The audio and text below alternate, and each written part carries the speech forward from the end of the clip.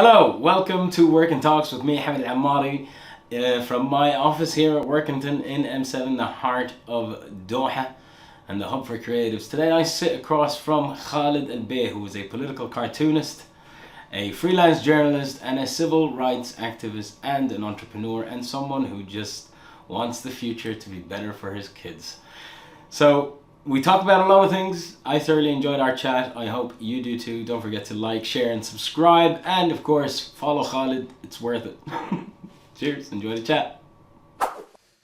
Khalid, so before we start chatting, let's finish this conversation. You have 4 kids. I have 4 kids. What was the ages again? Mine is 6, 4, and 2. Mine are 11. Just turned 11 now. Kiki. Okay. Ali, nickname Lupe. Lupe Fiasco. Exactly. Yeah, man. Lazim. Yeah, man. Lazim. So it was the first song that I actually nodded to. Which one? Kick Push. Okay. Yeah. So it was like, oh yeah. I was like, yeah, bro. Yes, Lupe, it's in the genes. I did that with my kids. I started. I was listening to Black Sabbath, and my daughter's in the car. She's 2 years old, and she's rocking like this, and I'm like, okay. I see the genes. Yeah. So they got musical appreciation. You're like, we're good. So Lupe. Yeah, Lupe is 8. And then Nabra is 4. And Batul is 2. Batul. It's such a beautiful name. I made a short film. I produced a short film named Batul. La. Yeah. It was about... it was my friend who was doing his master's in film. Hamad Al I don't know if you remember him from N2O or Jordanian comedian. Yeah. So anyway, he did it. I produced it, and the name was Batul. It was about a family that was gassed back in short film Syria. They got gassed in the basement. It's a very famous name, يعني في الشام. Yeah. And also in Pakistan as well. What does it mean? Rose, no? Al-Batul, Fatma Al-Batul. It's the nickname of Sayyidah Fatma. Oh, okay. Yeah, but it also means the virgin or the pure one or whatever. Okay. Yeah, I have a grandmother called Batul. All my kids are named after grandfathers. Grandparents. Yeah. So Maria is my grandma. Ali is my grandfather. Nabra is my wife's grandma. Batul is both our grandmas. Nice. Yeah. See, this is one thing that I find really funny, is in our culture, you can't say your mother's name. And then when you have a daughter, they name them after their mother, and it's like, oh, the secret's out. Yeah. So weird. Yeah. Did you watch that? Was it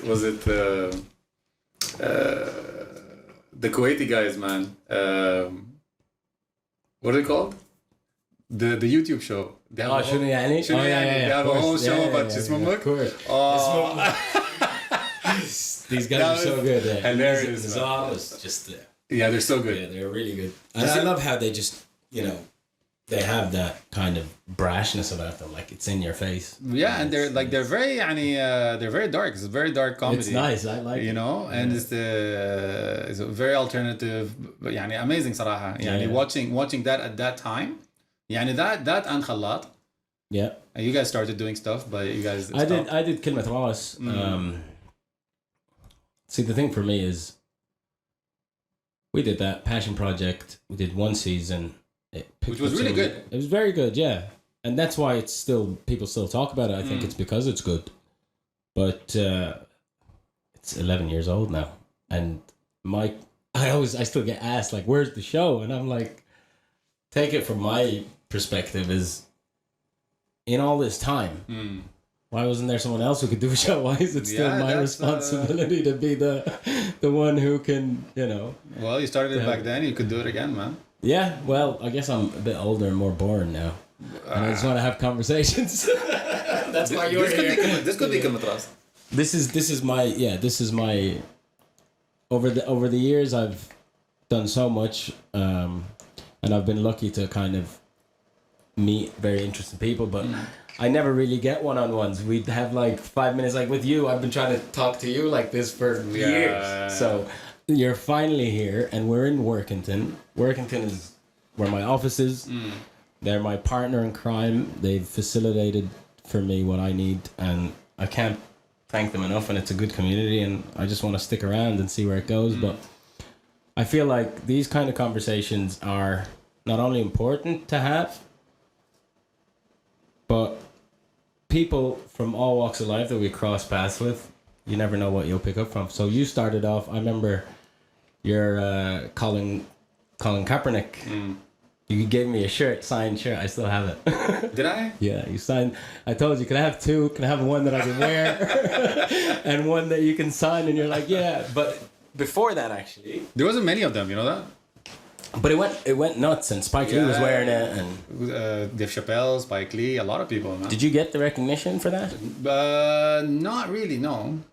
I mean, like the day or the 2 days after like this started going viral and everything, it was all over like eBay. All the Chinese companies were making T-shirts, you know, shoes. Like you could still see it until today. Yeah. And there's like famous artists that actually also used it in their artworks, and it was a big thing. But you know, the thing is with my work is most of it is under Creative Commons license, which means it's free to share and to use and everything for like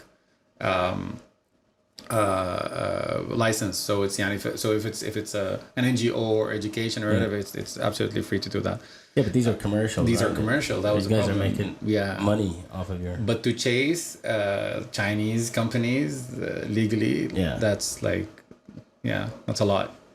But how does that make you feel? Because this is what, like, I remember we had a little Instagram chat about keep calm and carry on. Yes. And you're like, hey man, I made this. I was like, okay. Do you know what I mean? But it's like, but for me, it's like, keep calm was, you know, it was something that was, like, being in the UK and stuff, it was everywhere, you know, keep calm, carry on, all of that. So it just felt like, oh, cool, great, grab it, do it.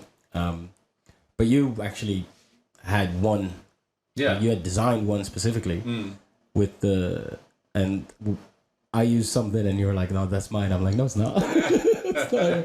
But how does that work in your life? Because you went from a place of being, you know, it's your passion, you're sketching, caricatures, and then it went political statements, and now you're like someone who's a patron of the arts and supporting and creating spaces for more expression and more artists, not only in this region, which is. I mean, it's a journey, and I think, like, you know, once you know, art is art, right? Whatever, you know, someone that appreciates art appreciates all arts, right? You know how to do some of it, but you appreciate all of it, and you know the effort that goes into making something that's creative and something that's meaningful and something that is can make a change.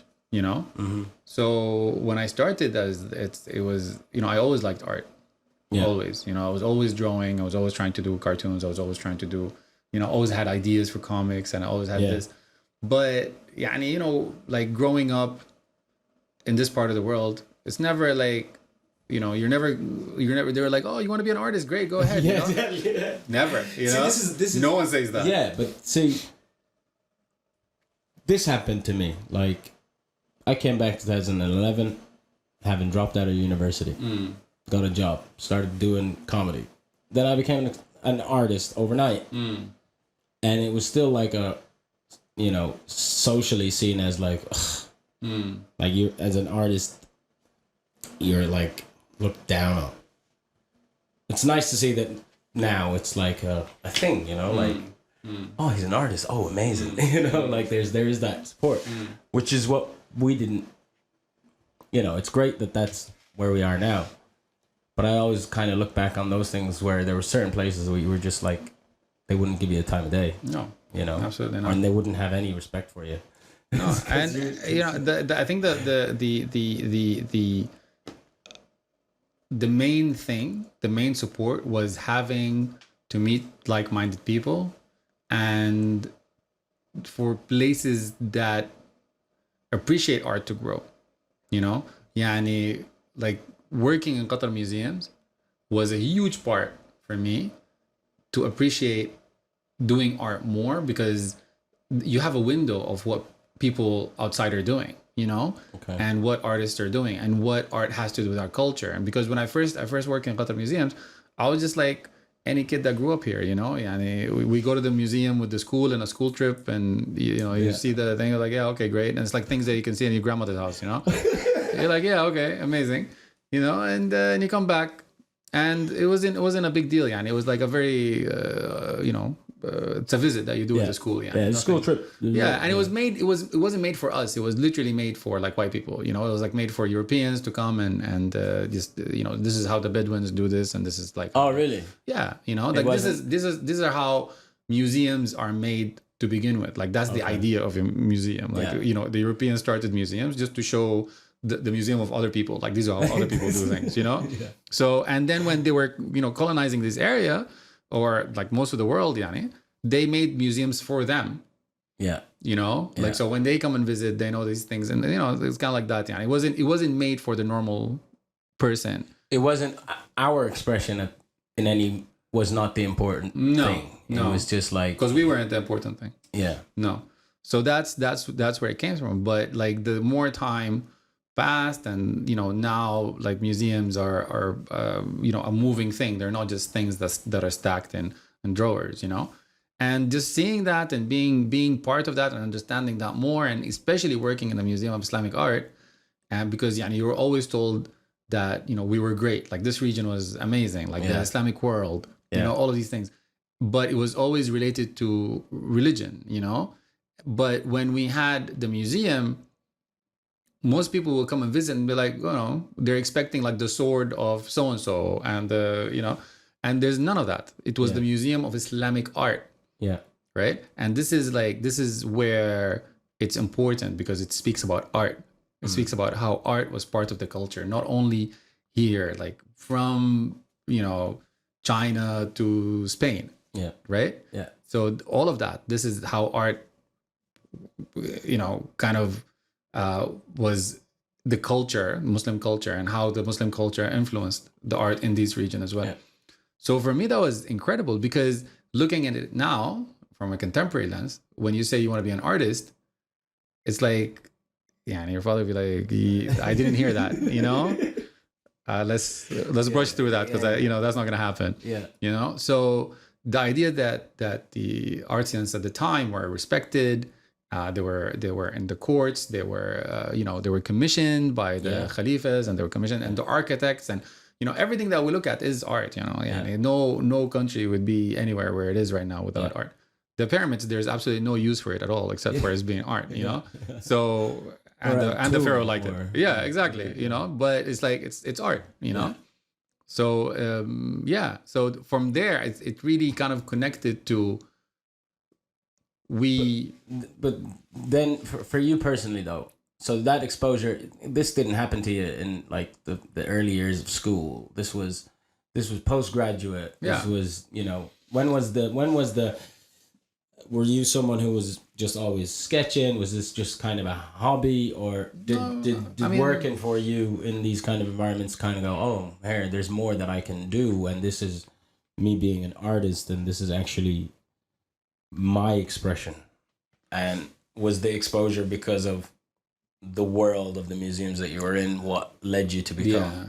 I mean, I always liked comics, and this is where it comes from, comics and animation, or what was your like go-to? Superman, bro. Yeah. Translated Superman and DC comics. DC, all DC. All DC.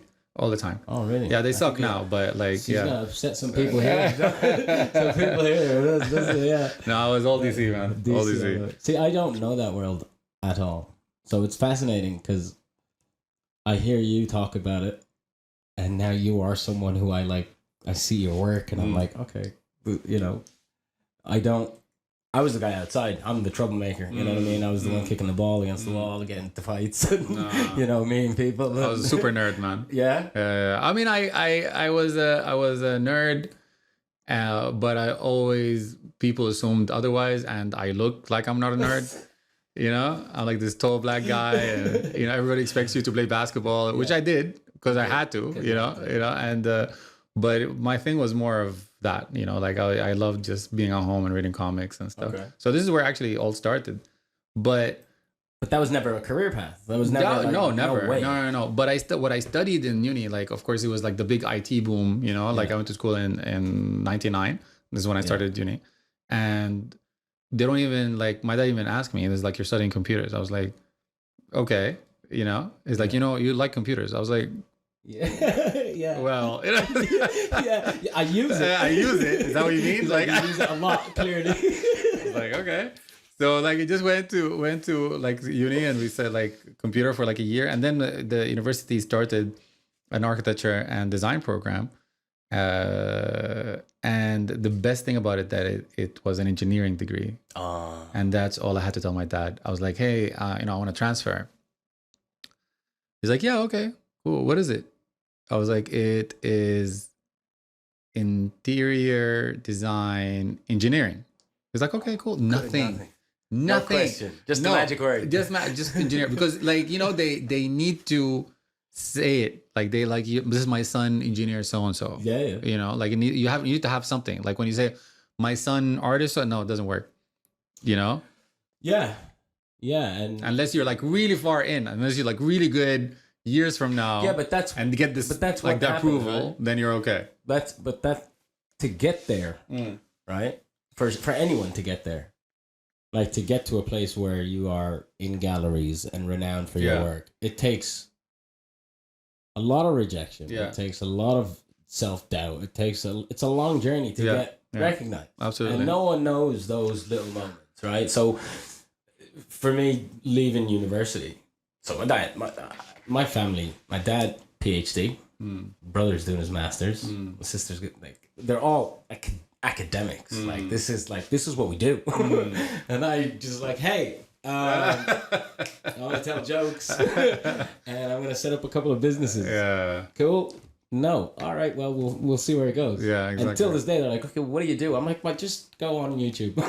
You know, how do you make a living? It's like, that's job security. That old mindset of you're born. I mean, that was it for me. I left school here in 2006. Doctor, engineer, business, lawyer. That was it.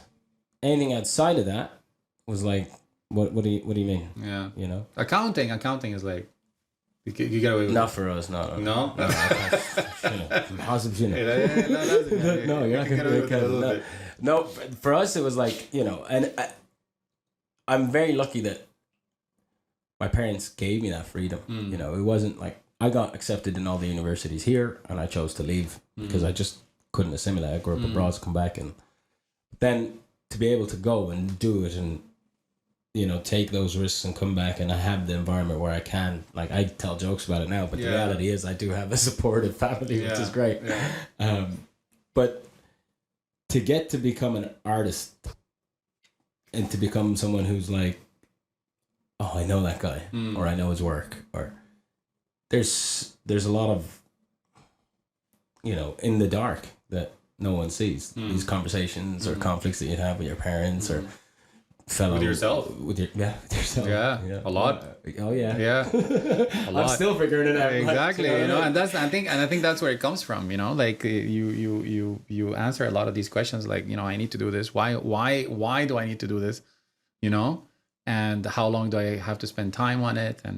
And is it worth it? And where is this going? And the rejections, oh my God, the rejections are like the worst. Yeah. You know, because it's this is like when you like you try to figure it out, you know, you're like, is this going anywhere? Maybe I'm not good.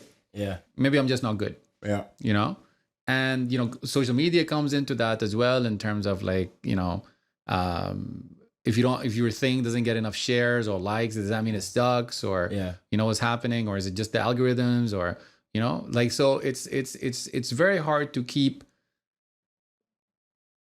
trusting your instinct of saying like, I'm gonna do this, you know, because now it's like, it has to be this instant clarification, right? Like the seal of approval with the likes and with the, you know, if you don't get that instantly, it's, are you, know? is that for you though? Like, I mean for your work though, that's not, you're not someone who's looking for, I mean, you had these moments. So let's go back to the you started, because you're not talking about this now. Like, this is not you right now. This is you pre-social media. I mean, yeah, this is me with social media, because I started with social media. I didn't start anywhere else. You know, I never worked anywhere else. I started Facebook. You know, with Facebook, I just started posting my work there. It was a lot easier because the algorithms were not the same as they were today. You know, so it's 2005 time. No, it was like 2008. 2008, yeah, something like that. And you know, it wasn't the word algorithms and the bubbles. You don't hear about that. You know. And that wasn't the case. In the poke days. Yes, exactly. Poke, exactly. Yes, maybe there you go. Yeah, he poked you. Yeah, you know. So you can't do that. We can't unless you know. You. But yeah, so you have these challenges you started on. But is it like when you're creating your things and putting them out there? There is that sense for poking. You get consent for poking now. Yeah. Consent for poking. I'm going to poke you. Yeah. May I? We're gonna cut that out. No, we can poke. We can poke. You can poke me. No problem. It's 2023. You never know. Hey man. Hey, look at me. It's open. Yeah. You get to a point where you are now. So 2008, 2013. You kind of blew up, didn't you? After 2011. 2011. Yeah. Arab Spring. That's when it all went nuts for you. Yeah. I remember reading about you in. You did the cartoon. You did that gallery. Yeah, that was. You are someone. You're born, raised here. Yeah. No, I'm born in Romania. What? Yeah. Okay. Yeah, this is where people get like. Okay. Yeah. Born in Romania. That's a great place, by the way. I haven't been since. You should go. Well, I should go. My brother just went back. You should go in May specifically. my brother went like last year or something. But yeah, I lived in. My father was a diplomat, so that's why we were there. Okay. So we were in Romania, and then stayed, and I think after that we went somewhere else. I can't remember where, and then we went to Sudan. Okay. And from Sudan in 1989, after Bashir came to power, my dad came here. Okay. Yeah. So, how old were you when you moved here? 10-ish? 10-ish, yeah. So then, you're in Doha. You live a completely different lifestyle from what you were before. Doha in the 90s. Yeah. And that space for you to become who you are today, how much of that was formed on being here in that time, and how much of it was going out and seeing the world? So when you're in Sudan, you're Sudanese. There's like different shades, different tribes, different languages, but most people are Sudanese.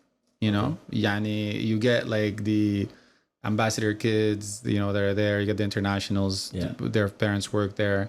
You get like there's a lot of Palestinians, a lot of Syrians, and so there's a lot of everyone. But back then, in, like education, I remember medical.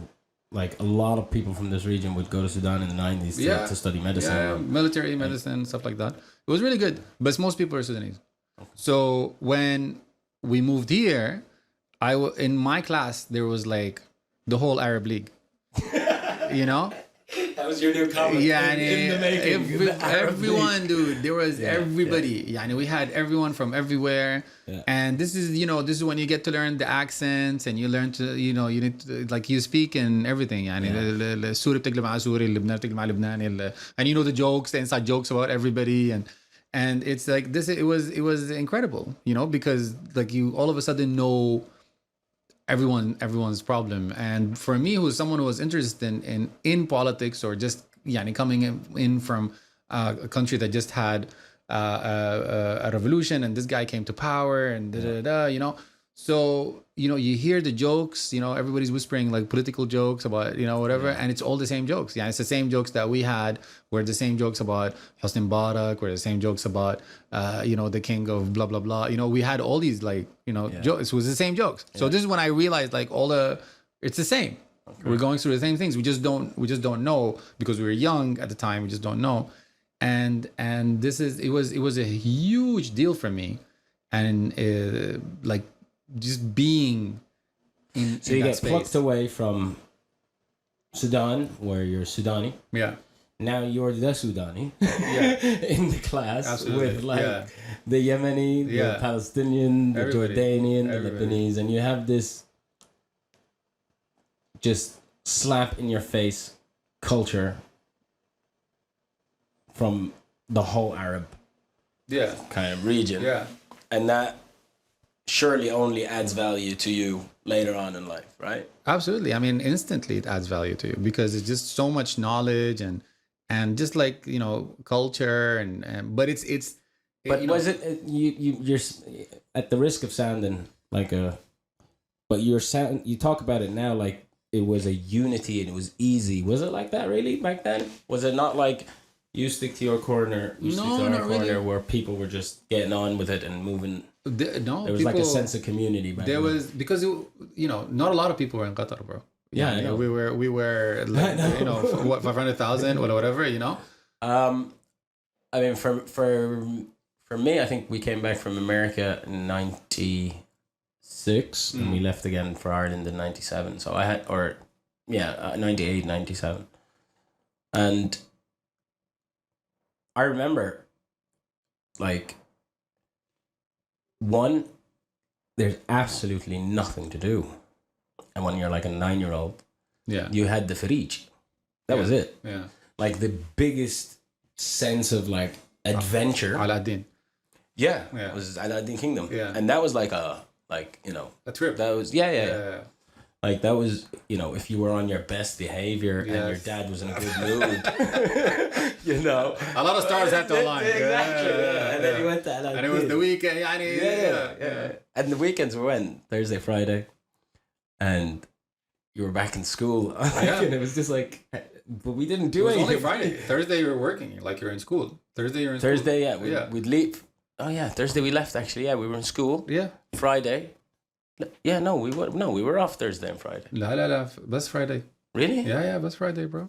I just remember the most exciting thing that you would do was steal the neighbor's bike. You know what I mean? And then try and, I didn't steal the neighbor's bike. You didn't? No. That's me. I suppose that's definitely you, bro. Yeah, I suppose. Definitely you. But you'd go and like, Dukan al Farij. Yeah, exactly. The orange color ice thing that costs half a real. عصير ونص. Yeah. Half a real. وبف قطر بف عمان. And then it's just like this just orange thing that's ice and you keep sucking it until it's white. We have no idea what it is. Like no one. It's just color. No one knows. Color water. Color water. It's just like it doesn't taste like orange. Sugar water purple. Like that's what it is. Basically. But if you didn't like your neighbor and he had more friends, that was the end of you. Like you were home. Yeah. Where's you remember that? Yeah, he's home. You know what I mean? Yeah. So where were you in the middle of all of this? Were you in a like?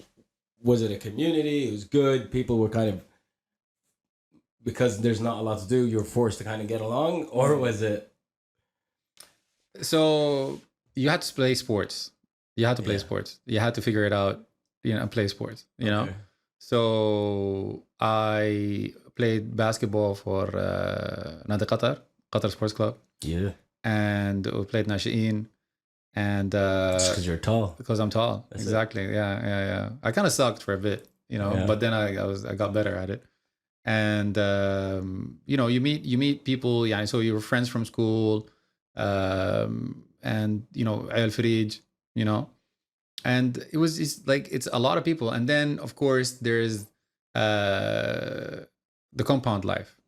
If you know someone in a compound, that was it. You're set up. Yeah, upgrade. So you get like the Doha college people, you get the American school people, French school people were douchebags. No one spoke to them. No one spoke to them. I think you know what is weird. Yeah. No matter where I go in the world, no one likes them. No. Just anywhere. Like I never thought that I would be in Thailand and then having someone go, Like if you say like, do you know what I mean? Like, dude, this is in Asia. You know what I mean? What's the beef? Yeah. But yeah, I guess No, this is they're like a universal. like, they were just like not with the program at all. Like they had their own parties. They didn't play with anyone. They didn't hang out. You know. Because they're like French. They're French, and I don't know. Maybe it's a language thing. I don't know. But it was like they didn't hang out at all. Well, like they still speak Arabic. They live from here, no? Like, Wallahi, no. or they all just like French speakers. They're like stuck in that big school, and they're not hanging out. So, but you know, the American school people were amazing. Doha College School people were amazing. QIS, of course. Yeah, I hear a lot about that as well. QIS was down. They were cool. Yeah. We used to hang out at Dairy Queen. Of course. Yeah. Dairy Queen was a spot. You know, Pizza Hut, bro. Pizza Hut. Pizza Square. Pizza Square. Yeah, Pizza Square. Yeah, exactly. Pizza Square on the weekend. I came back right. I had no idea. Yeah, man, that's where it's at. This is me coming back from Ireland. Yeah, and then realizing, okay, what's going on? Because for me, I came back and I'm like, okay, I'm Qatari. This is what I'm supposed to do. Yeah. This is a bit like, I don't want to do this. Yeah, so where are the, cool peeps? Not cool peeps, just the culture, the pop culture that we all consumed, hip hop, dance music, rock, whatever it was, what we were consuming was coming out from outside, right? So the cool kids were we were listening to Snoop Dogg, Dr. Dre and stuff. So you know. And I found out that it was over there. Yeah, man. I went there and I was like, oh. Yeah, you got New Jordans, you go hang out over there. Yeah, walk like 17 times around, So so that's where we kicked it, man. And then you move from there, and that's your upbringing. Yeah. And you go to university. You study engineering so that your parents can be okay with it. Yeah. And then you take those principles. But it was really good actually studying engineering, because I always wanted to. I mean, because I didn't want to study art because, of course, I was like, what am I going to do with art? What do you do when you study art? I had no idea, So when I studied, you don't know that, you don't know that. You don't know museums. You have no idea, right? So, but actually studying engineering helped me a lot, because, engineering helps you kind of make things and critique things. And especially when you study design, right? So because it's a lot like political cartooning, because political cartooning, you are critiquing a space that already exists, and it exists in like mad concrete that can never be changed and shit.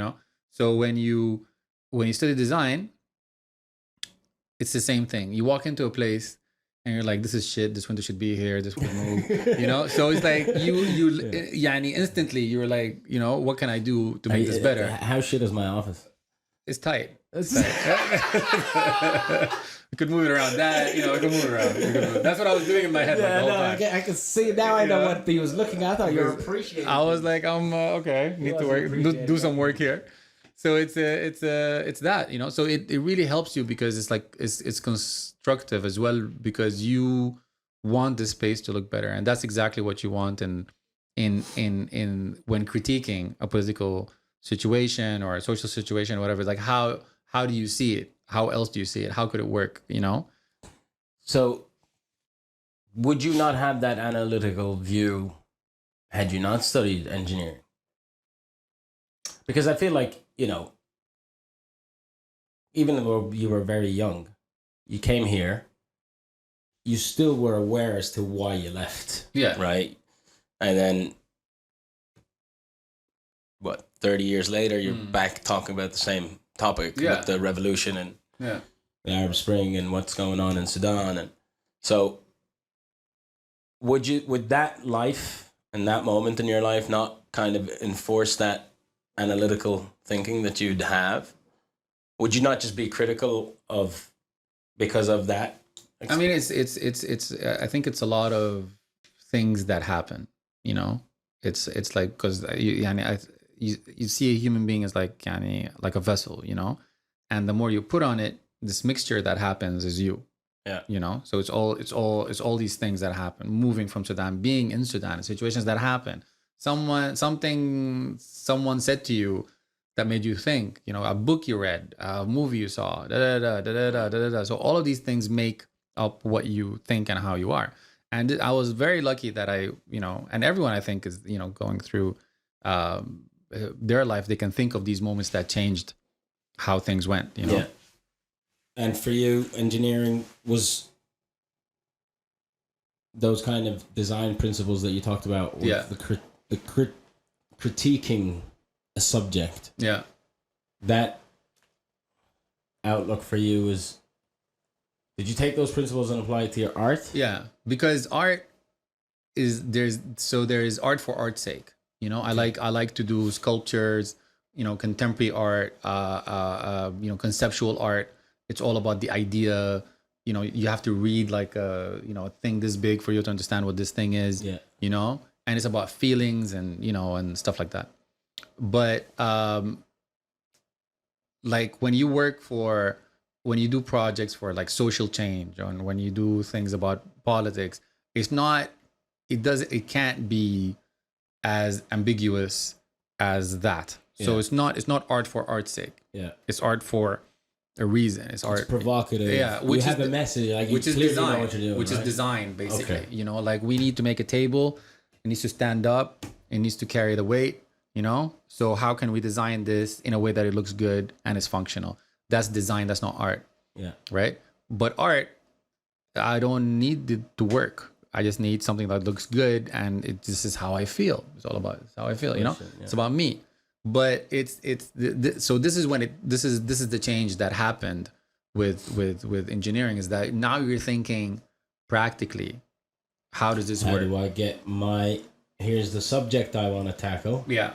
Here's the context. Here's the timeline. Exactly. Because nowadays it's like you missed the window in 48 hours. Yes. Not even 48. It was like 48 minutes. Seconds, bro. Yeah. So if you don't get it, you don't get it. Khalas, it's gone, So that then there was, I think it was 2013 was the cartoon exhibition, right? Yeah. So 2013, that's what I saw. I went to the exhibition and I had your catalog. Things. I was like, oh, this guy's dope. So we talked about your upbringing. I feel like that's okay. Your identity comes across in a lot of that work, and you're standing there with this work, talking to the world in a place because of like social media, because of where you've gone and the people that you've met, and as you said, the cocktail. When did you go from being for the Arabs and for this region to people around the world going, hey, come here, let's talk, you're from Sudan?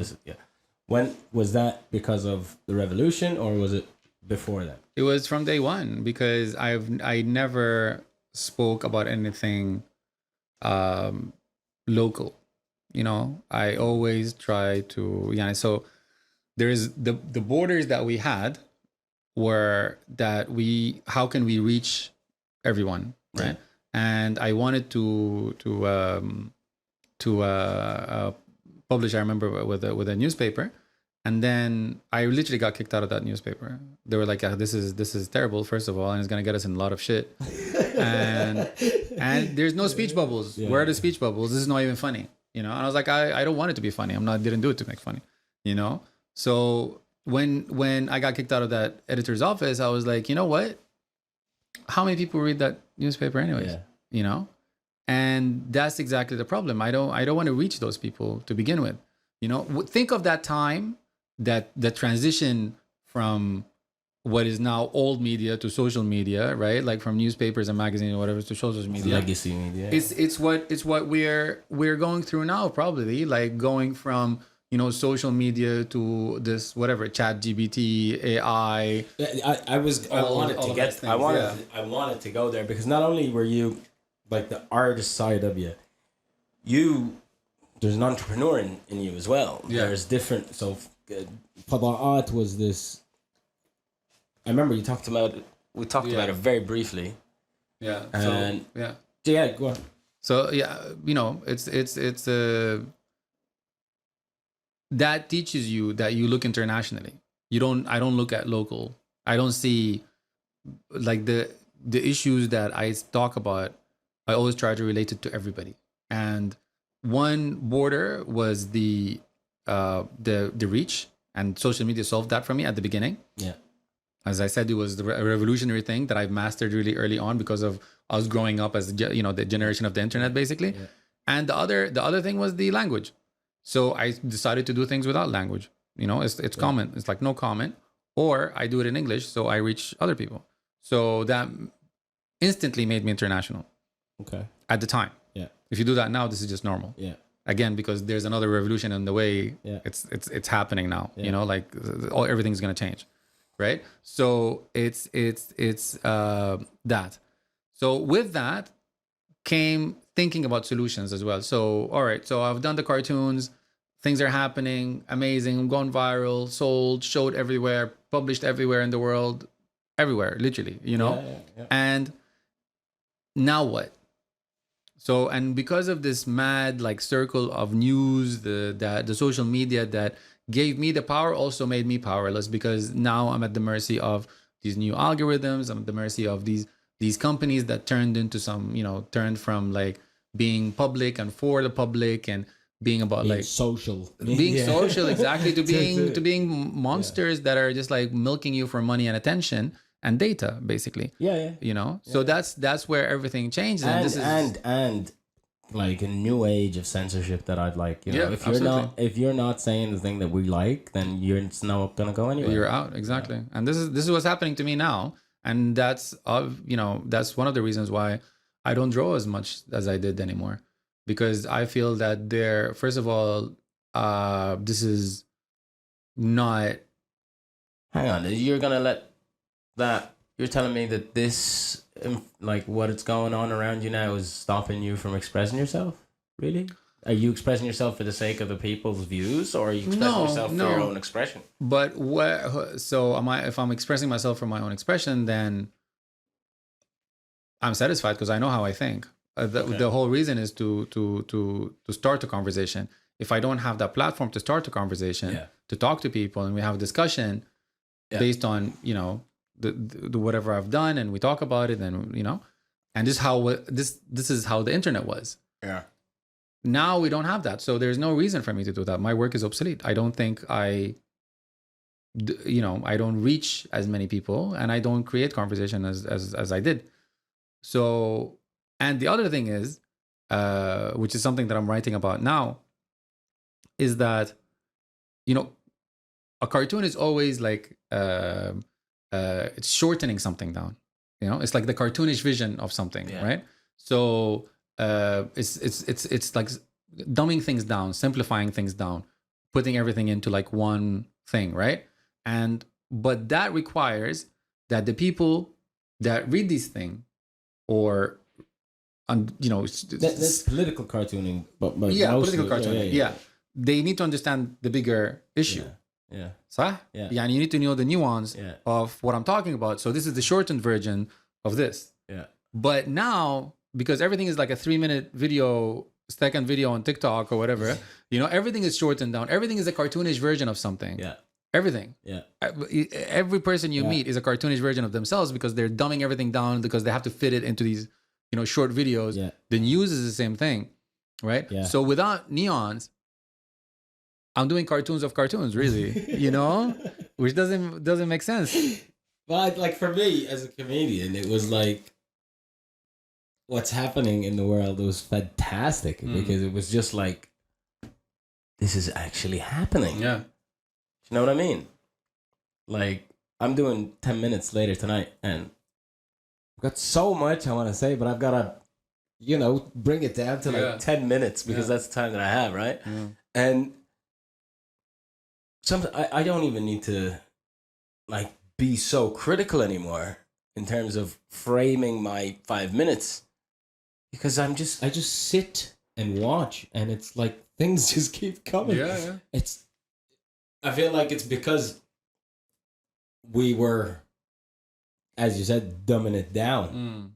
Everyone was taking their time understanding the thing, but now it's the soundbite. Yeah, it's a soundbite. It's the soundbite, and they milk it for as long as they can, how many clicks you can get, views you can get, and they keep pushing you. Who's gonna get the next click, basically. And I get called an influencer, which I hate because I don't do that.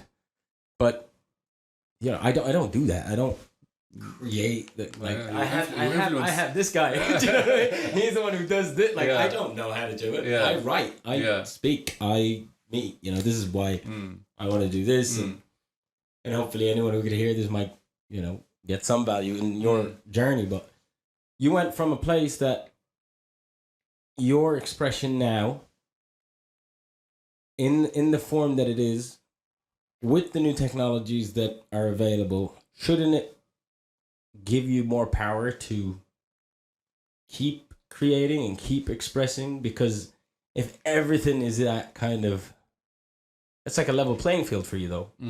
If everything's a cartoon, and then you can stick out in a way. No, but where? So it's the same issue that we faced, like 13 years ago with the beginning of the social media, right?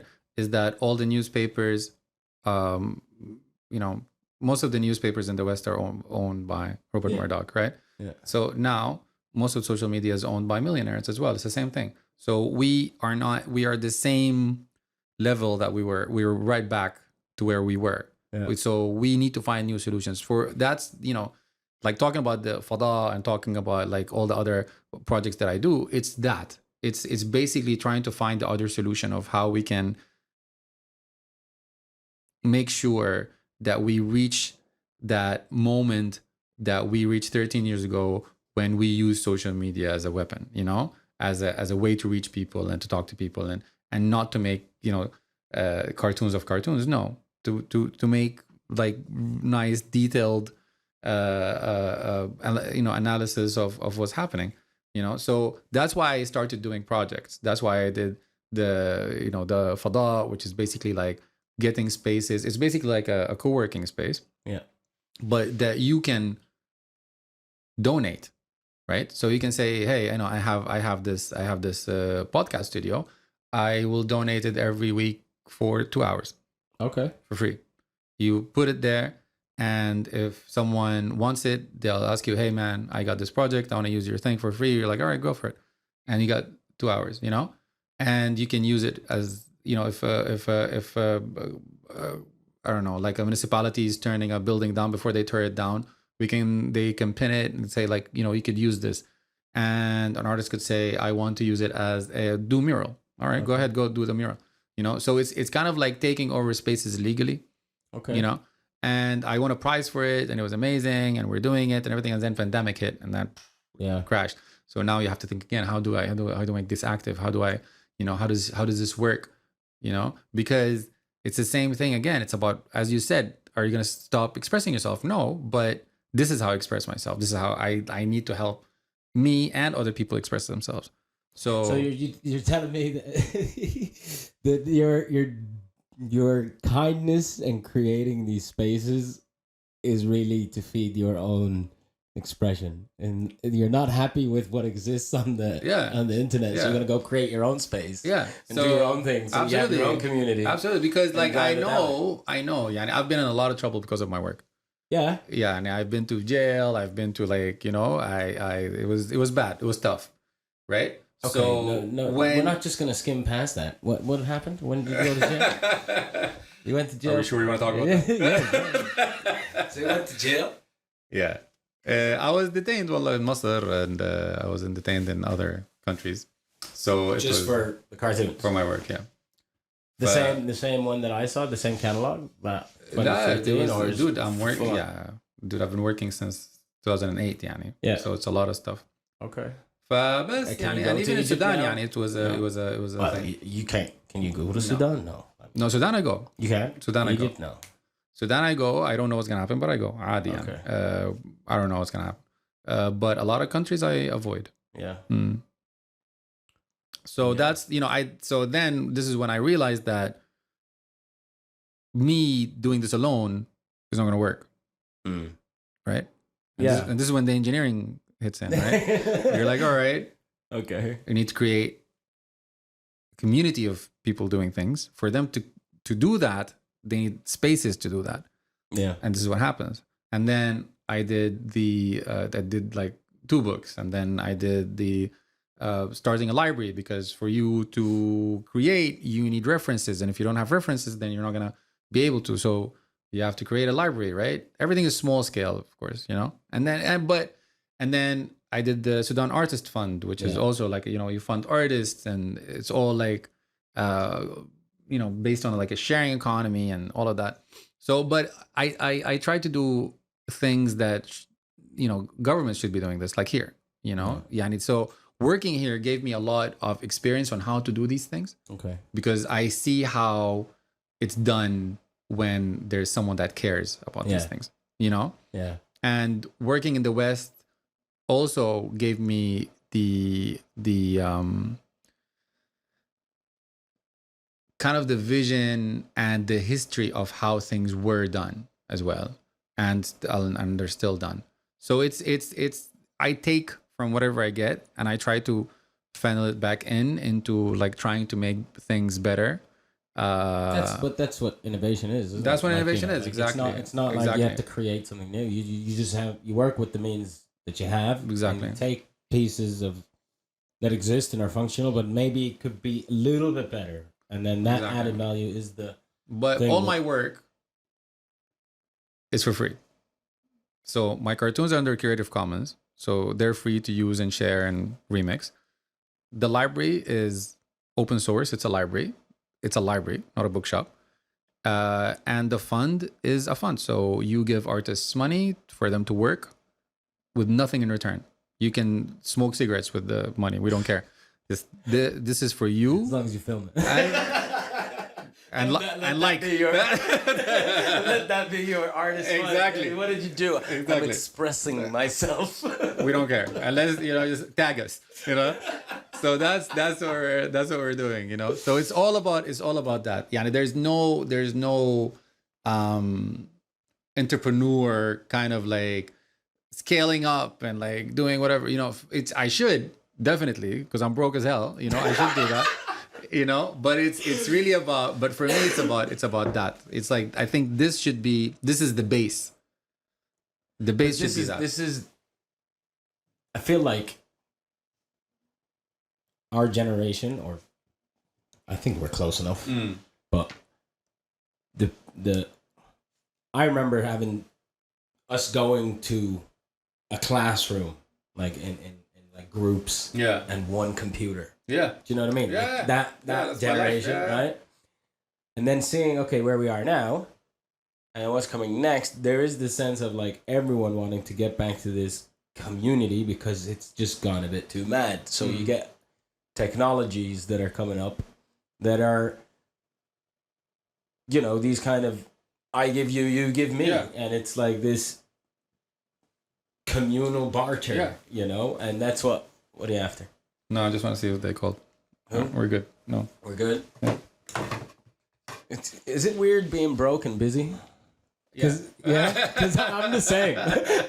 Like, I have no time. No. And then I look at my bank account and I'm like, wait, huh? Why? Yeah. It's, that's how it is. I mean, it's really, and that's and I think that's really relates back to what we were talking about at the beginning. Yani, why are we doing this?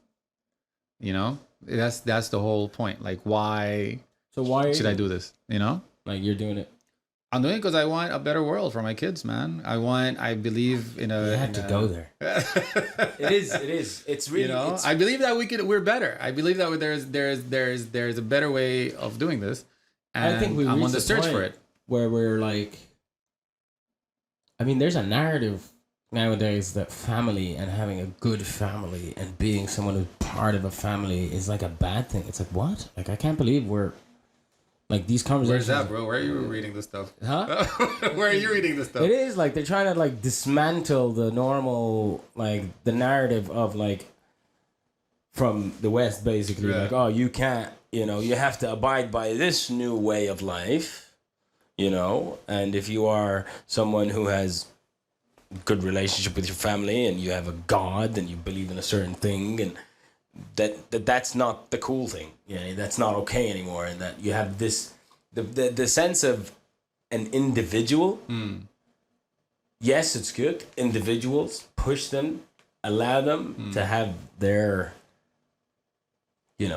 worth and expression and add value, but you're still part of a collective. Yeah. Now it's like, no, the individual over all. And that's why for me, with my kids, I'm looking at the world and I'm going, if this is what the start of the conversation is now, because we've been in this place before. I've seen this conversation, I've seen what this looks like, and it doesn't look good. The outcome is we're all going to be in cages. Exactly. So let's not do that. Yeah. Do you know what I mean? I'm sorry for bringing that up. You just talked about kids, and yeah, it's the same thing for me. Like, I look at my kids, and you want to give them, everything they need to excel, and hopefully teach them love and compassion, and have them go out into the world. But then you're also kind of this parent who's afraid of like, what's this world going to bring? Because I'm not ready. Yeah. Yeah, that's absolutely scary. Definitely. So, and there's things that you just don't understand. Like this AI chat GPT. Where does this go? Like, where do you go when it comes to innovation, when it comes to, because my friend wrote a whole script, like a full script for a movie. Yeah. And he's like, tell me how to, and you just get like scene 1, scene 2, and I was like, what? Yeah. Like, but use it for your advantage. I mean, this is definitely something that, I hate writing. I'm dyslexic. It takes me hours. I love to write, but it takes me like everything to sit down and write an article, and I know what I want to say, but it's really hard. So I think, things like that are exactly what I was talking about, that it changed, social media changed everything. And now we're at the cusp of changing everything, but we don't know where we are yet, in that scale of like, okay, that's the exciting part. That's the scary part. Is it though? Is it? We don't know. Because like, if you think about it, think of this as like, remember the days of Napster? Yeah. Napster changed everything. Of course. Everything. The music industry has totally changed after that, right? So this is where we are right now. I remember Metallica, Lars. Remember Lars Ulrich? The drummer for Metallica going against Napster, and it was like the biggest story ever. There you go. It was like, how dare they steal our money? And now it's like, you know what? Dr. Dre made $3.5 billion selling Apple Music, basically, Exactly. Exactly. And it was basically the same This is where principle. we are. This is where we are. I mean, Napster changed everything after it, So now after that came Spotify, the rules, the rights, the money, everything changed. Yeah. So with where we are right now, this AI thing is definitely Napster, right? But are we like there's a scale, I can't remember what the name of the scale is, but it's like a scale to see where you are in like innovation, right? So if we're here, then you have all of this to be innovative, and then it will become normal. It was just like social media or Napster or whatever, and then all these years it became commercial, and now khalas, it's steady. It became, this is the normal. Yeah. Right. So it depends really where we are. If we're here at the end of the social media era and ChatGPT is like khalas, the normalization of things, then we're cool. If it's just starting, then woo, like God help us. Like we don't Are we know. just starting though? We don't know. You don't know? We don't know. I mean, it's like just a lot of things are happening at the same time. But this is the thing about disruption, right? It's like, we disrupt so many industries with technology and AI and machine learning and automation and data consumption, data analytics. Like, I remember learning Excel. Yeah. You sound like a grandfather right now. Didn't know, but I know. But do you know what I mean? I remember learning Excel. Like, do you have to learn that now? No. Like, it's just you can't. You have to. You actually have to. No, but what I mean is like the different how to use the sums and equations on Excel. It's just like now everything is an API, or you can plug it in, or you just what I mean. Exactly. That automation of the customer journey that we have is like, okay, someone will call us. Okay, then we put his number here, and then we give him a call back, and then that's all gone. Yeah. Like that's all gone. Zapier, thank you very much. Yeah. It's just one thing, links all your websites, your CRM database, and it's just like, okay, you know, But and where also are we going next? Like, also where- remember that what we have, the military probably had it 10 years ago. You know, so this is not new, and a lot of things are happening, but it already was in test, and things are, you know, it's like everything that we know now, like the internet was the internet for them before us, you know? So it's like it's you know, it's I think it looks like it's not controlled, but I think I think it's controlled. Like I think they're like pushing out things slowly, you know? Really? Yeah. It's marketing, bro. Fair enough. Yeah. I mean, I think just like the concept of everything, we went from, I mean, there's, what are we on, iPhone 15, 14 now? Yeah, something like that. Like, I still remember the first one. Yeah. Do you know what I mean? One, like, yeah. Which I didn't I want to remember get. the old, like, I still have it over there behind you, like the brick iPod. Oh, yeah. And I have the Walkman there, like my CD player. You know what I mean? I got my little museum there, but that's like, you know, USB port thing. yeah, man. Like, do you remember, like, tapes, man? Like, Yeah. you go on. Hard discs. Remember that? Yeah. So, all of that stuff is gone. Now I have SoundCloud, Spotify, Apple Music, and YouTube Music. All on, like, any song anywhere in the world. I don't even need to think or remember. I use Google to hum it, and it tells me, like, it's insane. Really? That's the thing? Yeah, man. What? You can use Google Music, like, there's, on Google, you can hum it, and it'll give you a song. So let's go. You want to try it? Let's do it. No way. Yeah, man. What is that? Tell me. Google what? What is that? Google search. Fuck. Music. Search a song. Hum whatever song you want. Are you serious? Yeah, hum it.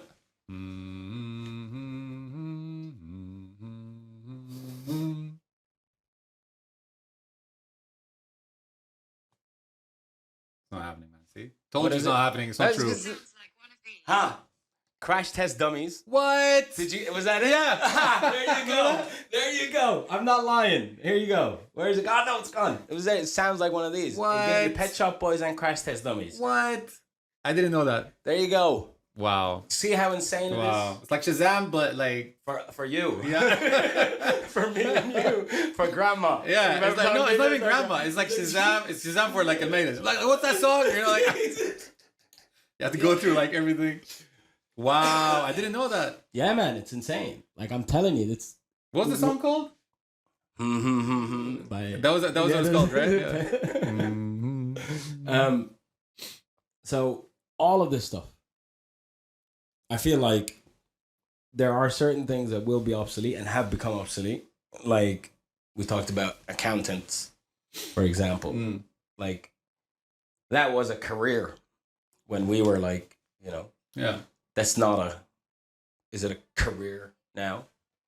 So if you're born in 2020, 2040, or 2038, you'll be in finishing high school. Let me put it this way: where are you seeing Batul, and what kind of career opportunities will she have? Different world, man. Totally different world. It's. You know, it's things that. I mean, you know, we normally use imagination to imagine things in the way that we know it. You know, yeah. And if you look at old sci-fi, you will always see like they always imagined robots doing jobs for us, but they always imagined the robot that looked like a human with a broom. You know, like he's doing the same job that we're doing. It's just like, you know. But that's not the case now. It's like a big desk thing that goes around, like you know, cleaning shit. So it's like it's we can't imagine it because we have. It's not like you have to see it to imagine it. You know what I'm saying? Like you have to see, But like, if you look at no, that's what art is. No, like, but it's Lovecraft, like we're talking about. But that's like, you know, if you're saying that, what did Lovecraft see an octopus like that had 18 tentacles? Dude, you know what? Let me tell you the story. Which I find amazing. Go on, yeah. Right? I don't know if it's true or not, but I've read it somewhere. And it said that the Native Americans didn't see the Spanish coming because they didn't know what ships were. Fair enough. So they didn't see it. Yeah. They had no idea what these things are. Yeah. So they didn't see it. It's a story. I don't know. It could be a metaphor, definitely. But that's how it is. Like if you don't understand something, there's a big chance that you don't see what it is, or you see that it's missing even, you know? And that's one other thing also that I also like thought about a lot, and I was like, oh, you know, I also writing about it, or I wrote about it or something, I can't remember. It's finished. That's what I know. It's that it's the normalization of indifference. You know, because in Sudan, for example, Okay. people are used to certain things. You know, like this is how the education system is.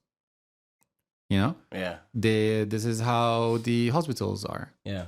If you go there with a new eye, right, and you're like, this is not how it is. Like, this is not this should not look like this. Okay. You know, I like that though, the normalization of indifference. That's and they're like, what the fuck are you talking about? You know, like it's a hospital. There's a bed. There's a and it's the same thing. And when I went to Copenhagen, the first time I went to the clinic, I was shocked.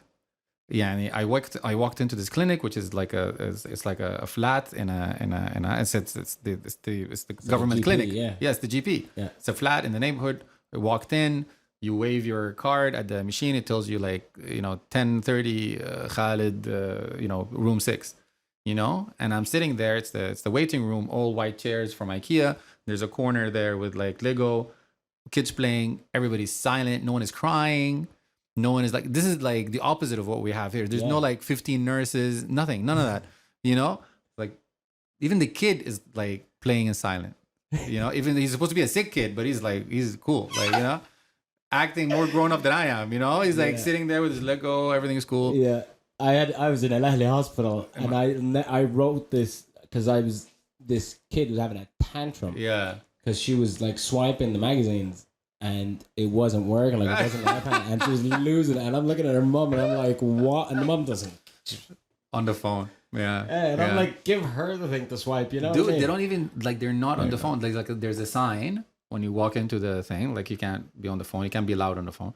No one is doing anything. Everyone is just sitting and waiting, like this. And that for you is weird. So weird. And then like the doctor comes out. Is this dude that wears like he's my age? He's wearing shorts.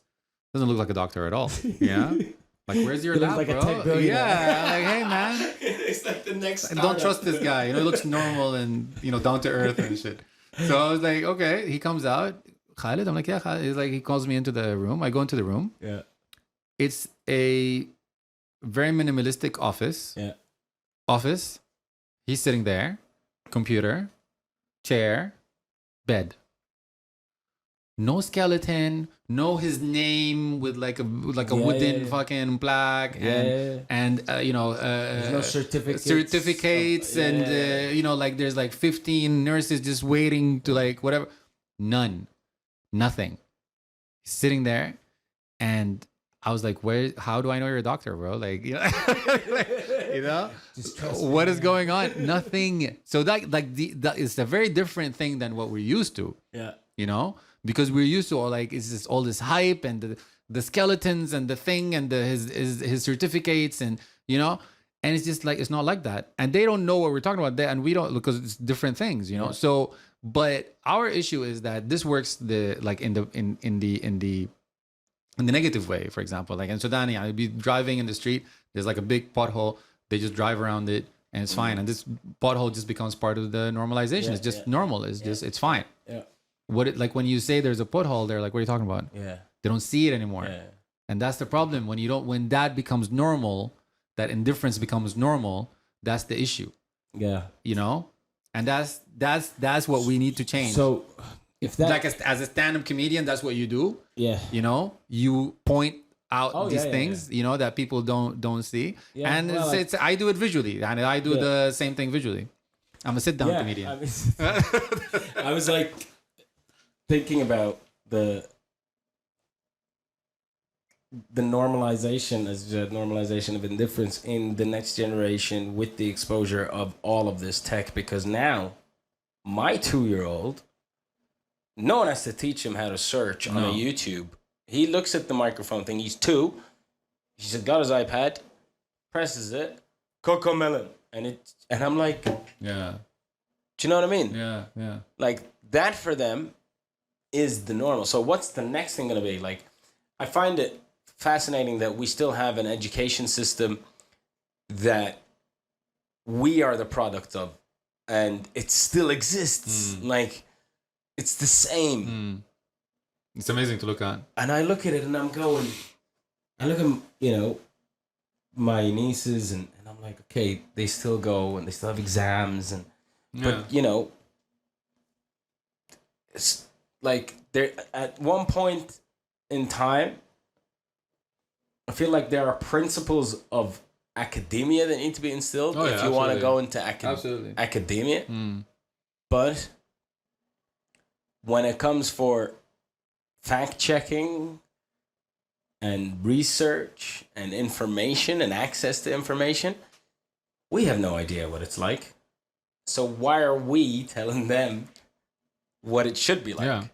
Do you know what I mean? Yeah. And you know, with ChatGPT now, it's like it's the death of the school essay, right? Because forget no one is gonna write shit. I remember when we were like when I was in uni, they were like, oh, we had this plagiarism, so we'd make sure that any work that you would put in would get fact checked for plagiarism, so you're not copying and things like that. And it was just like, okay, fine.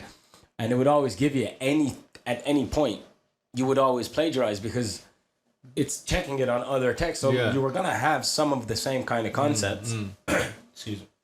But if it's not the same exact text word for word and it's not copied and pasted, you'll still hit a margin of there is a bit of plagiarism here, but you're okay. And it's like, okay, how do we beat this system? Yeah. Do you know what I mean? Is it just quotes and reference number and then last page and it's no longer plagiarism? Yeah. It's like Wikipedia, right? It's like anyone can write whatever. Yeah. And then if you're, scroll down all the way, it'll tell you all the sources. Yeah. There's a lot of pages that don't have that. And you're just like, oh, okay.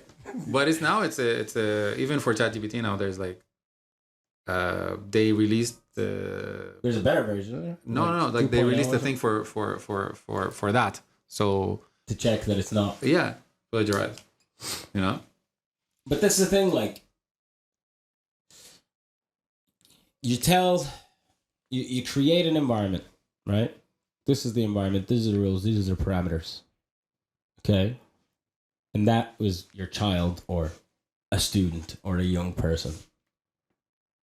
And a lot of the times it's not letting things in, right? It's not opening, it's actually closing.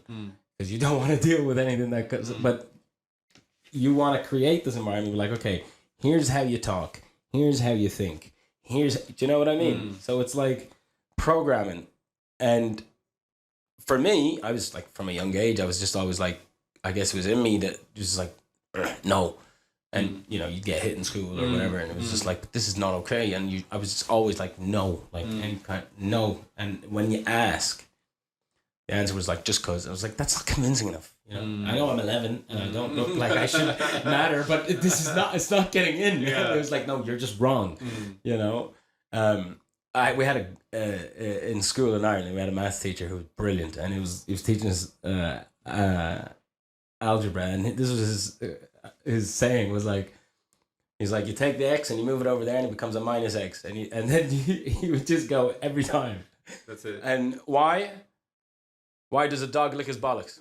Because he can, so we can. And you're like, fine. No questions asked after that. Amazing. But it was just a different way of giving you the piece of information. You're like, okay, fair enough, I get it. This is how things are. This is how things are. But now I struggle to see, even in our own little kind of identity as a Qatari, Arab, Muslim, regional kind of differences, but this is who we are. In 10 years, my daughter's going to be 16. I have no idea because I talk to 16-year-olds now, they're not mine. It's all cool, you know? But you know, they're like, you know, we can have it. We can have a. Yeah. Let's just say there are things that happened in Ireland that no one should know about. Maybe. Yeah, that is one of my like greatest fears of like, you know, Someone showing up. yeah. Jeez. I'm just saying, like, I was short, brown. I was like forbidden fruit in Ireland. Like, you know what I mean? So I had a good time. There's a lot of Sudanese in Ireland, man. No, when I was there, there was only two. Dude, There was one sheikh, and there was two kids. Those were the two Sudani guys that are in the world. Were you like in Dublin? Dublin, or yeah. Okay. We left 2003, 2004. 2004. 2004. Yeah. There's it 2003? 2003, yeah, 2003. 2003 we left. And So it's very, very different. Like, even now, I go to Ireland now, it's, you know. you still go? Yeah, and it's a very, very different place. Is it? Of course. Like, the places now, like, there's a place called the Keys, which is like this, you know, new high-rises, beautiful place, super expensive real estate. But that was, you know, where we got up to no good.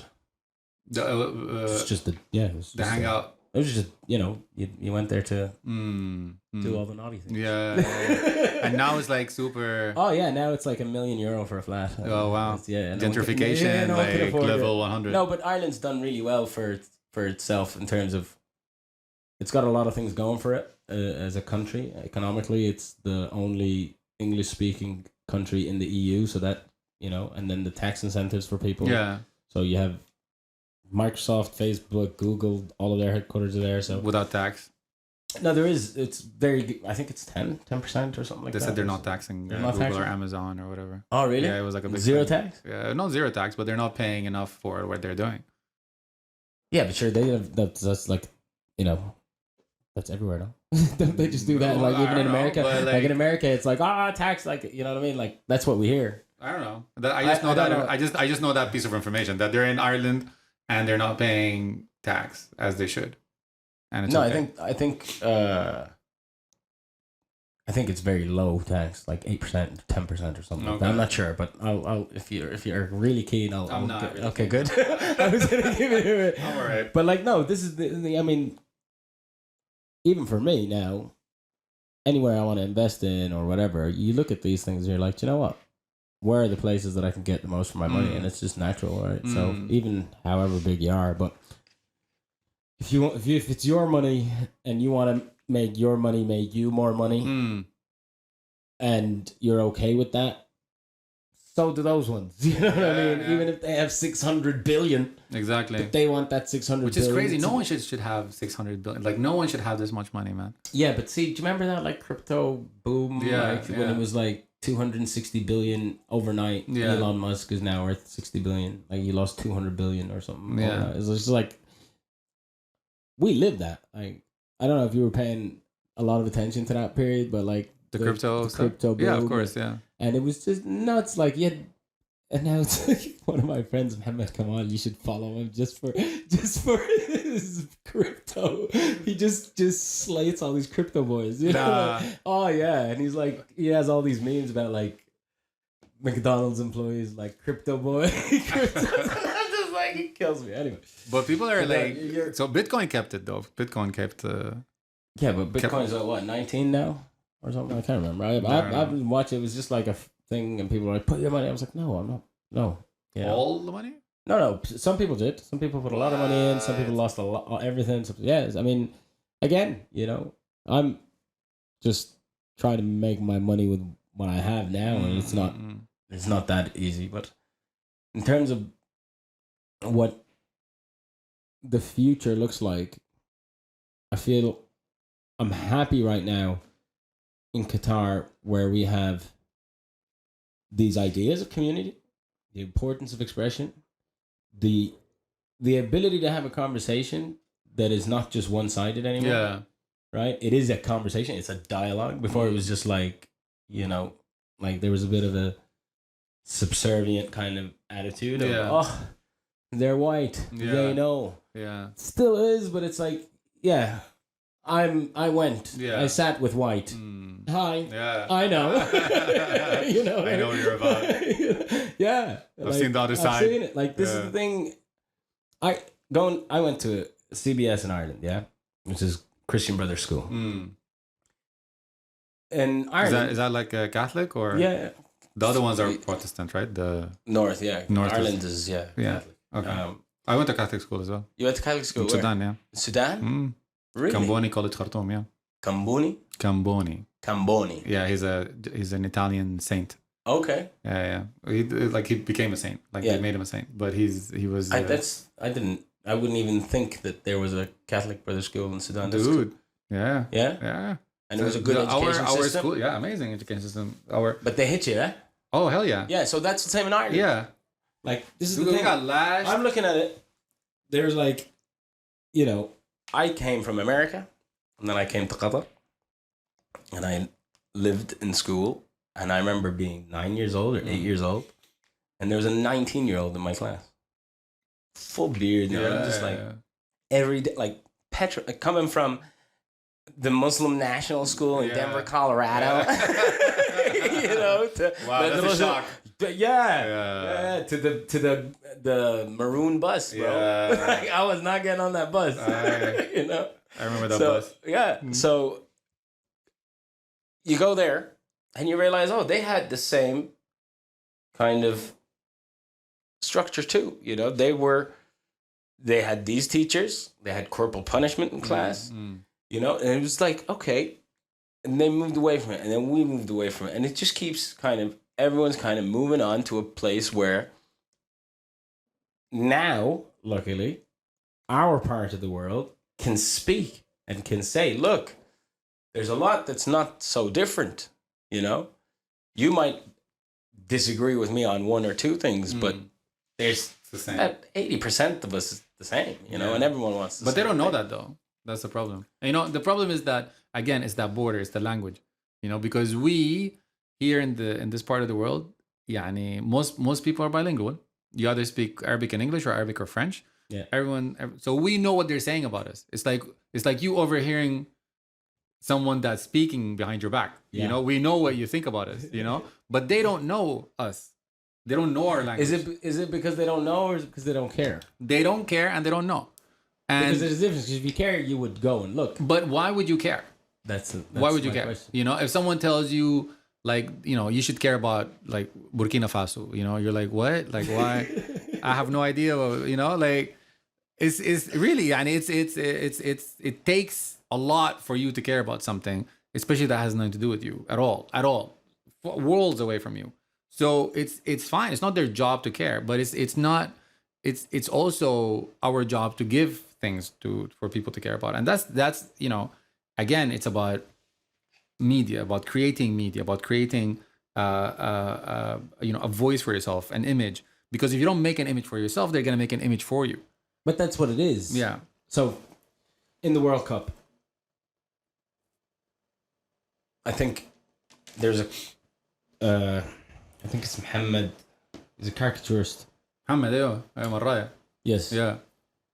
Amazing, genius. Wow. Yeah. It was a picture of a blonde guy, like a little cartoon with a bag going in, and on the bag it says Western ideals. And then it says going in, and then it has a picture of leaving out, and then the bag of Western ideals, that bag was on the floor, and the blonde guy is wearing a thobe and laughing. Nice. And I'm like, yeah, that's Genius. exactly what happened. Yeah. But also, I went to Souk Waqif, and I saw Portuguese fans dancing with German fans. Yeah. Which doesn't happen. No. I saw Saudi Arabia fans dancing with Mexican fans. You know what I mean? And usually, because I'm a football fan, and I'm club football, but I'll give you an example, which in my head as a football fan is completely okay. I was in Liverpool the day of the Champions League final between Man United and Chelsea, and Man United won. I think that was the Don Terry slip. And we left the pub, and there was United supporters there giving it, and it's like, oh, you guys I know what this means. You know exactly what you're doing. So I was like, okay. And then a fight like broke out. Some people went over, like, who the hell do you think you are coming over here? So they started kicking them. And I'm like, do you know what? Yeah, I'll get my kick in. And I went in and started kicking them in as well. So that was like, do you know what I mean? That was a football. Like, that was it. That was what you did. Yeah. You know what I mean? And there's, like, no one would argue. Yeah. Like, That's how it is. And then the World Cup happened here, and it was like, oh, there's a new way that things that can happen, you know? Hi, how you doing? I'm from Mexico, you know what I mean? I was like, oh, okay. And it was great because I felt like I was always the, like, I get, get pictures, it's great. But for my wife and her friends, they had weird experiences for them because, you know, someone from Mexico would come say, "Can I take a picture of you?" Like, because you know, they're like, yeah, sure. And it's a different world. It was great because everything in them is like, no, this is against our culture, blah, blah, blah. But at the same time, it's like, yeah, but it's the World Cup and we have to show our culture because they don't, you know what I mean? Yeah. And they're like, yeah, let's take the picture. Most of the time, it was great interactions of people from all over the world having a conversation. And now, for us, it's like, okay, this is what we should be able to do. You know? You come from a different background. You have your own way of life. You've been through different routes. You've gone through different educational systems. You've gone through your own story. Yeah. You know? And if the ability for us to sit down and talk, you could say something that I could completely disagree with.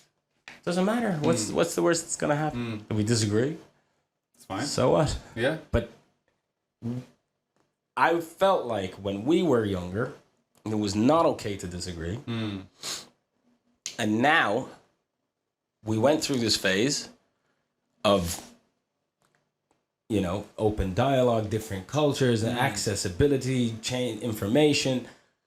But then it's going back to, it's not okay. So that's my biggest worry, is that when the narrative becomes like that, when it's, no, you can't disagree. That's my worry. You know? And yeah, I see what you're saying. So we're seeing that with, like, the social media. Like, for example, the cancel culture. Cancel culture. Yeah. Twitter. Everyone's losing their minds about Twitter. But, like, Twitter... Do you remember Twitter when it was, like, a Facebook status? Yeah, I remember that, yeah. Like, when did Twitter become politicians and presidents and... I mean, like, you know, it's everything goes through that, you know, that curve, you know, because you find the use for it, you know? Yeah. It doesn't make the money, like, it's just... no, I mean, it's just... Twitter money, is it? No, it doesn't. But it's like, it was a platform, and that was the whole success of it, that it was simple and it was a platform, and you had to be in it, you know, and what's it called? Like, you know, if you check Elon Musk's early Twitter tweets, he's amazing. Yeah, you know, and you could tell, like, what's happening and how he became who he is now, and all of that. Like the world's most expensive troll now, isn't he? He is. Absolutely. Like, he's just the world's most expensive anything. He's like, you know, he's the richest man. Yeah, he's 44 billion for Twitter, and he's just on Twitter. Yeah, you know what I mean? He's trying to change it to fit him. You know, I think the ideas of, like, I grew up not wanting to come back to my country because of consuming and living in that Western world in America and Ireland. And when my dad was moving us back to Qatar and Ireland, I was like, no, I'm not going there. Because in my head, there was two things. There was Al Jazeera, because everyone was like, Jazeera's from Qatar, Jazeera's from Qatar, Jazeera's from Qatar, Jazeera's from Qatar. And the local news was Al Jazeera, showing Osama bin Laden videos. And I was like, okay, these guys are terrorists, and that's where we come from. I'm not going there. Obviously, we moved back. It's not like I had a choice. It's like get your shit and come on, like, you know. So we moved back, and I was like, oh, this is not even like it was a, you know. And then I had to try and kind of get to know what it meant to be us here. But the worry is now, it's not a worry for me because I don't live there. It's funny to me because it's happening in the West, and I'm like, yeah. You know, you guys built this beast and used it for your own good, and now it's biting you in the ass. It is biting them in the ass, man. And the ideals. That's the thing. The ideals of like freedom of speech. You know, the Constitution, and their. You know, it's freedom of speech is freedom of speech. You know what I mean? For everybody. And equally. now it's like. Not for you, you know, because we don't like this. Yeah. And it's, what do you mean? Like, then it's not freedom of speech. So it's funny. It's just, I find it hilarious. It's and I think that they're going to go through, they're going through it now. Like, I can't, like, do you see Capitol Hill? Did you ever think that was ever going to happen in your life? It's happening. Did you ever think, like, in your life, that you would see? But after Trump came to power, like everyone knew like something's gonna happen, you know? No, but I'm saying for you as someone who grew up in this region and as an artist from this region and, you know, consuming these things and you're like, okay, you know, DC, mainstream music, all of that. No. You know, there was the sense of like, they know. They're better. They're better. Yeah. You know? Yeah. And now we are where we are. What do you have to say about it? I mean, it really shows that it's exactly what you said, you know, like the things that they've been giving us, they got themselves, you know, and that is, if you think about it, all of it is really about that there is lack of freedom of speech the way that they market it. You know, because at the end of the day, there's a lot of, you know, all the media is owned by certain people. There's a certain voice that was out there. These people that are mad and they become, you know, Trump supporters, and Trump himself used that against them, you know, because they had such it's a two state, you know, it's a two-party state at the end of the day. And, you know, they own the media in the world, and they, at the end of the day, internally, some things might be different, but internationally, it's they kind of like know what they're doing. Yeah. And it's the same policies. So this is what Trump used, saying that, you know, they're lying to you about this and that. They've lied to you about this and this. There are certain people in power, which is to some extent, a lot of it is true. And that's why, you know, people who were, you know, kind of like, yeah, I think something is wrong here, were pushed to the absolute limit, you know, or absolute edge of not believing in anything at all, but believing in you know, like a character called Q that writes on Telegram, and, you know, which is, you know, so, but it's they pushed people to that because we always know, in this part of the world, we always know we're watched. You know, you don't say whatever you say on the phone. You grow up with that, you know, like that's how it is, you know. You know, like, hey, they're listening. They're listening. All the lights we're are good. on. We're good. We know that, you know. They didn't know. That's the issue. They didn't know. They really believed in, you know, like, we're like, no, you know, Snowden comes out, says, yo, man, they're listening to everything. Yeah. Your camera on your TV, I could see you, you know, like, it's like, it's these are facts. That's not even, you know, 1984. Exactly. And they were like, what? That is what it is, like Orwellian now, right? That's what they're doing. There's like newspeak. There's changing meanings of things. They're moving things around. Yeah. It's like, you know. Yeah. But it's like, I'm telling you, man, it was a shock to them. It was an absolute shock to the West. And a lot of these people like that supported Trump, they're not even people that know Snowden and the leaks and the Cambridge Analytica. They wouldn't know these things, but they know the character of these things. Like they know the characters or the cartoons that came out of these things, the simplified version of these things. You know, they just know simple facts. And they know the 30-second report. Exactly. Not even report. They know the 30-second like alternative facts of things. Okay. You know, so it's that's the issue, that it came back and bit them in the ass, just exactly what you said. So what's next then for you as someone who's creating, you know, to keep expressing yourself, as someone who's interested in politics, but also creating a space for authenticity, I think, is what you're lacking now with this kind of medium for you. You're lacking a sense of authenticity. You're lacking a sense of like a tangible response or a tangible relationship. Yeah. Is that where you want to go? Is that actually what you are missing? And what is next for you? Because now you're moving to another country. Well, I'm here. It's home, you know. So it's like for me, I believe that for art, you need to be supported. Never has the Renaissance was supported by, the people with money at the time, like patrons at the time, and this is what should happen. Artists should be supported, and this is how things get advanced.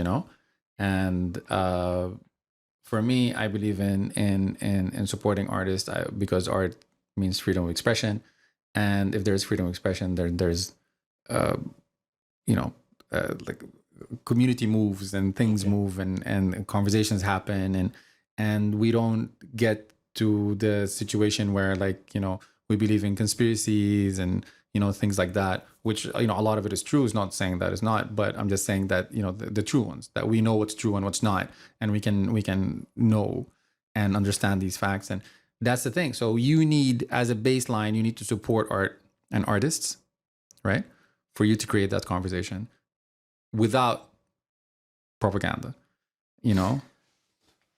But when does art become propaganda, though? Because it's very, very, almost always gets to a point where it's it's really up to the artist, man. It's really up to the artist. Sadly, I've seen a lot of people. Some people say I'm propaganda. For certain lines of political views, of course. Yeah. I'm too broke to be propagandist. Yeah, no, I'm not. man. If I was, I'll be very rich. I know, man. That's one thing I try to explain is listen, I get these emails, man.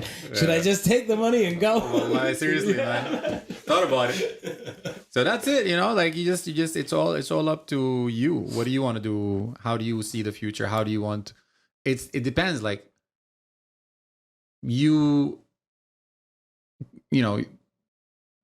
See yourself. How do you see yourself in the future? How do you want future generations to look at your path? What have you done, and why did you take these decisions that you took, and how did that affect not only you, how did that affect the community around you? So it's tough, man. It's like big calls, and it depends how you look at yourself and you look at the things around you. So yeah, there's a lot of self-doubt. A lot, and that's fine. That's fine. I think that's absolutely fine. I think that's a big part of it. Part of it. It's a huge part of it. A big part of it.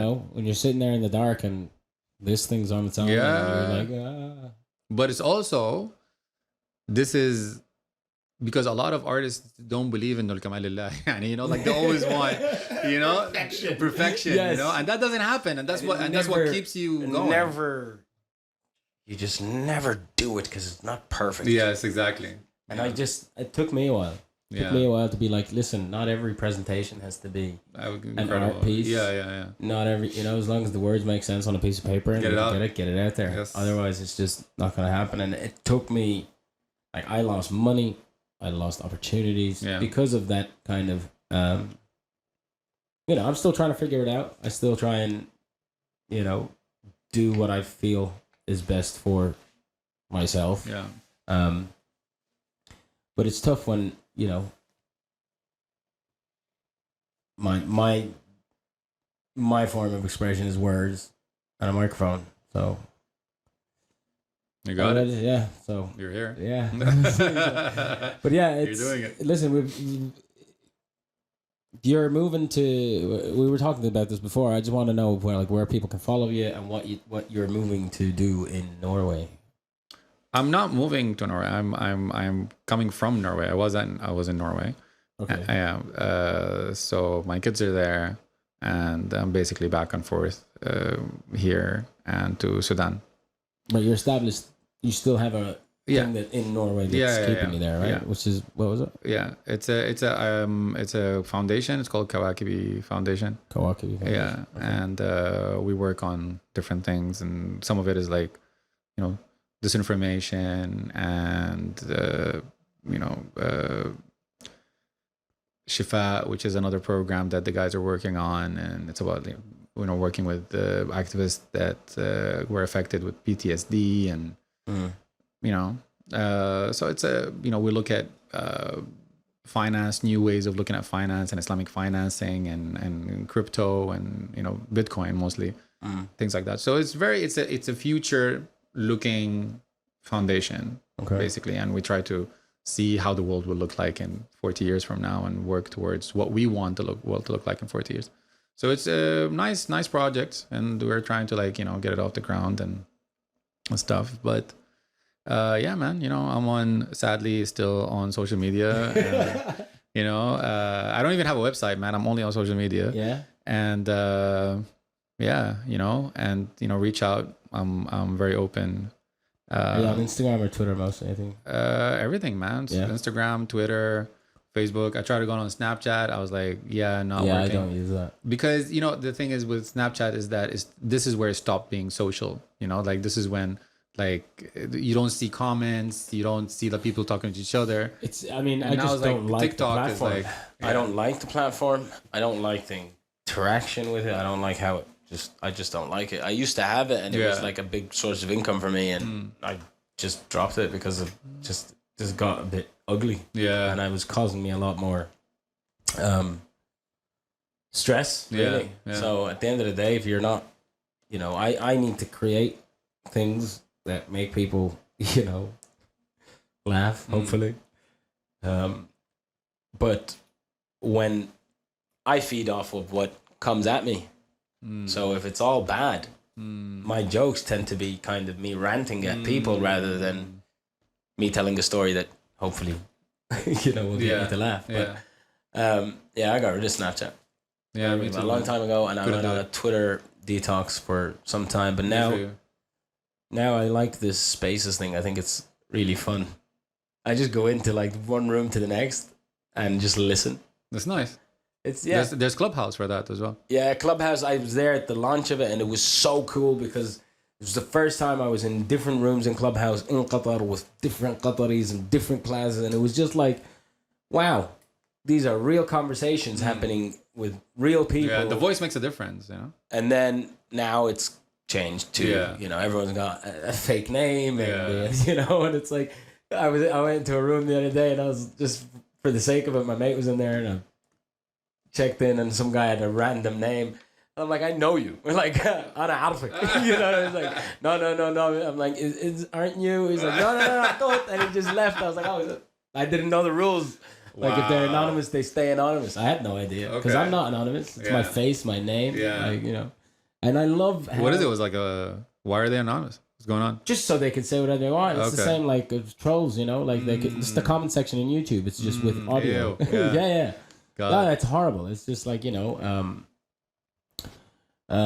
just what people do, racism, whatever comes at them, they having a bad day. So I enjoy it. It just shows. What about TikTok? You're on TikTok? I'm really bad. Like, I know that now because of this and because of different affiliations, and I need to be on it. Yeah, but I don't use it. I went away for 3 months, and I came back and I opened it. I was like, oh wow, there's like a lot of stuff going on. Yeah, a lot. I haven't started yet. Yeah, I mean, I'm really bad. I'm not I write my jokes and try and work on my businesses. And who's your favorite comedian? I don't do that. No, seriously. Like, who do you from the Netflix world? Ricky Gervais. Yeah. Yeah, Ricky Gervais, Dave Chappelle. Those are always have been two. Bill Burr. Bill Burr, yeah, definitely. I love that guy. I love F is for Family. Like, if you haven't seen that, no. What is it? F is for Family. No, I haven't seen it. You have not seen that. No, is it animation, right? Yeah, Bill Burr. No way. You have to watch F is for Family. Okay, I'm gonna watch it. right? All right. We've talked for like an hour and a half, I guess, or something like that. This has been almost 2. Damn. Listen, right, man. I gotta go. I know you have to go. I could sit here and talk to you for, Habibi, man. Same here, man. For hours. But yeah, hopefully this will air, and you'll send us all of your stuff, and we'll put it on. It's been a pleasure, man, and hopefully you'll come back and do it again. Amazing. Yeah. Boom. Cheers, man. Yeah, bro. Bless you, bro. Peace and love. Habibi.